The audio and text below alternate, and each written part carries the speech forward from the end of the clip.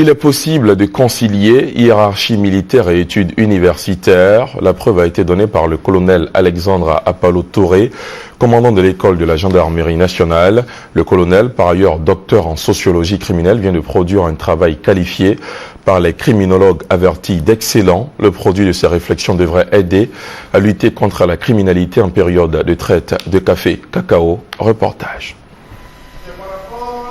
Les travaux du colonel Alexandre Apalo-Touré ont porté sur l'ensemble des actes illégaux, délictueux et criminels commis dans les régions de l'Indénié-Djuablin et du Nawa en période de traite du café cacao.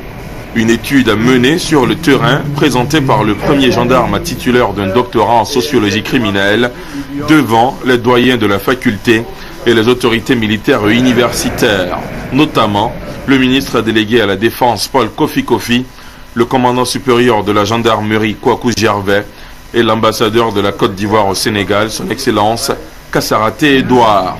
Le professeur Roch Yao Niabeli, professeur titulaire de sociologie à l'UFR de criminologie d'Abidjan, n'a pas tari d'éloge à l'endroit des réflexions du colonel, en le qualifiant même d'exposé clair pouvant être publié, document très instructif et très bien écrit. Le désormais docteur colonel a mené une étude comparée des deux régions sur la situation de la criminalité dans cette partie du pays, du mode opératoire des trafiquants en passant par le langage utilisé par ceux-ci et les impacts de tous ordres de cette criminalité. Alexandre Apalo-Touré a proposé des solutions à l'effet de venir à bout de la gangrène. La création d'unités spécialisées dans la lutte contre la criminalité transfrontalière.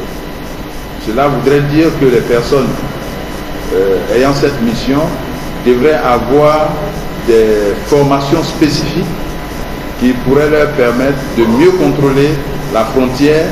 Un colonel devenu docteur en sociologie criminelle, voilà de quoi inquiéter les bandits et les trafiquants.